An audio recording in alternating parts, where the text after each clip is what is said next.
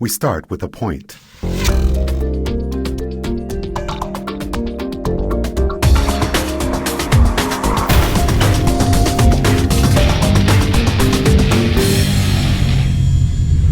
Hi everybody and welcome back. Rob Bryanton here again with the Imagining the 10th Dimension video blog, and today's entry is called 3 becomes 1.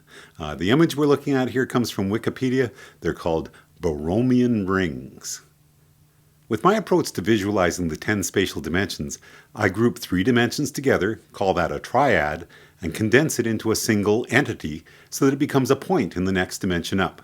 By the time I've done that 3 times, I arrive at 10, the same number which Pythagoras also defined as the ultimate number encompassing all possible expressions of our reality.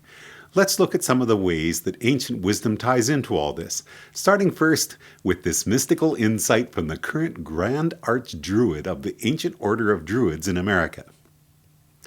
In a binary, though, every action is balanced by an opposite reaction, so thinking in binaries is very problematic if you want to foster change.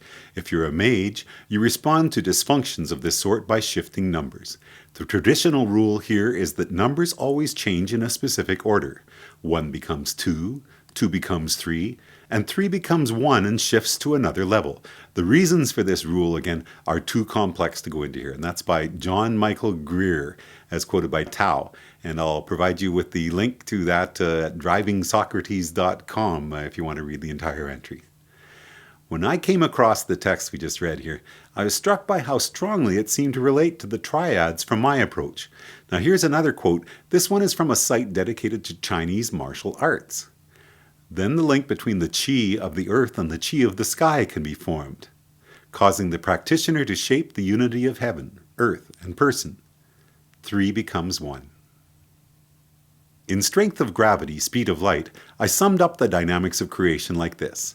One thing pushes against another, and out pops a third thing. Is this a schoolboy description of sex? Sure, why not? Long before sex came along, there's been single-celled fission, mitosis, a dividing apart. That's one kind of creation, binary and asexual.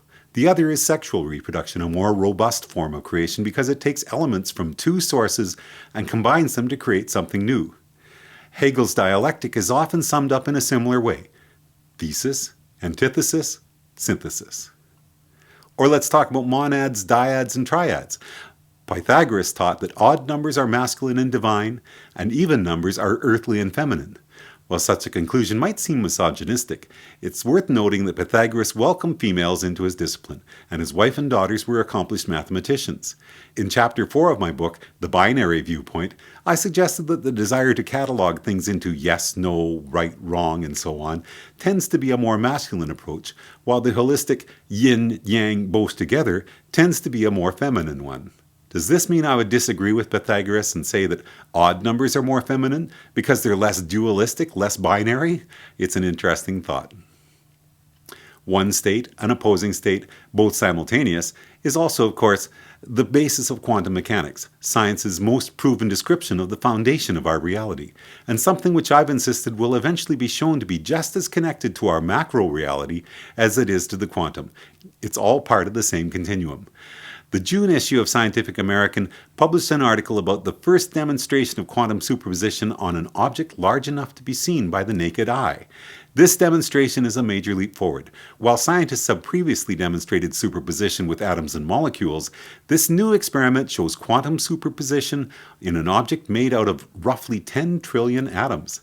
Suddenly, Schrödinger's cat, usually portrayed as nothing more than a fanciful thought experiment, moves a little closer to being something connected to our actual physical reality.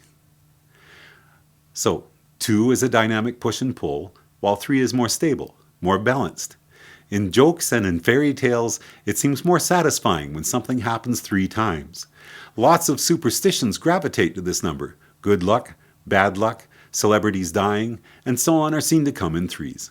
Father, Son, and Holy Ghost. Entire belief systems are built on 3s. To be sure, the phrase law of 3s means a number of things depending upon who you consult. But here's the most popular answer as provided by Gallianda at answerbag.com. The law of 3s states every whole phenomenon is composed of 3 separate sources, which are active, passive, and reconciling or neutral. This law applies to everything in the universe and humanity, as well as all the structures and processes. In the final chapter of my book, I reached the conclusion that three systems are interacting, all of which in their unobserved state can be assembled into the 10th dimension as a point of indeterminate size. Those three systems are the physical world, the quantum observer, who through constructive interference is actively engaged in observing specific aspects of the other two systems, and the information equals reality world of memes, patterns, or waveforms.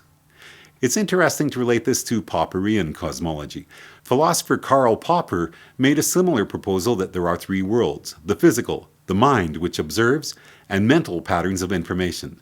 And imagine my surprise to be told that there are branches of Kabbalah which also teach that we can divide our reality into three triads, which can be summed up as the material, the moral, and the intellectual. Now here's an interesting version of my approach to visualizing the dimensions using ideas connected to the point-line-plane postulate, which, as we've said before, can be used to visualize any number of spatial dimensions. Start with a point. Choose a second point. Join those 2 points with a line, and you're in the first dimension. How far away are those 2 points from each other? Now find an additional point that is the exact same distance away from those first 2 points, but not on the line. What have you created? An equilateral triangle, and you're in the second dimension. The fact that such a triangle can be created with nothing more than a compass and a straight edge is well known to students of sacred geometry and the Vesca Piscis, concepts we looked at before in this blog. Now find an additional point that again is the same distance away as those first 3 points are from each other. What have you created now? This 4-sided pyramid is called a tetrahedron. As you can see, it's made from 4 equilateral triangles, and now you're in the third dimension. An article published recently in New Scientist magazine suggests that the tetrahedron is the most efficient shape for packing a large number of items into a 3D space. When we're thinking about how 3 becomes 1, imagine collapsing this tetrahedron's outlying points towards any single point. This gives us a useful mental image for seeing how the underlying structures of our 3D space could be connecting to the 4th dimension, as we unfold all of our 3D universe in its current state, its current now, into a Planck-length size frame which then becomes a point on our 4D line of time. In our universe as a dodecahedron, we looked at what happens when you rotate 5 superimposed tetrahedrons so that all their points are equidistant from each other, which took us to the discussion of the now proven Poincaré conjecture, and the proposal that the slight curve of our spacetime gives rise to the 5th-dimensional Poincaré dodecahedral space that our universe resides within. But once again, if you look at these beautiful symmetrical shapes, can you imagine how all those points could easily be converged to a single central point? In that same entry, we talked about fascinating fellows like Dan Winter and Nassim Haramein, who are showing us ways of visualizing how everything is connected through points or point-like structures. With 3 becomes 1, what we're trying to head towards is a way of imagining an underlying symmetry, and how that symmetry can be unfolded to eventually arrive at the unobserved whole, the big beautiful zero that our universe is moving towards and springing from within timelessness. Pull those points apart symmetrically, and you get beautiful shapes like the Vesca Piscis, the triangle, the tetrahedron, and the dodecahedron. Allow the points to converge, and you end up back where we started, at a point of indeterminate size. Since gravity is the only force that exerts itself across the extra dimensions, that pushes or pulls, it must factor in here at a fundamental level. Let's continue to explore this idea more in our next entries. That's all for now. My name's Rob Bryanson. Enjoy the journey.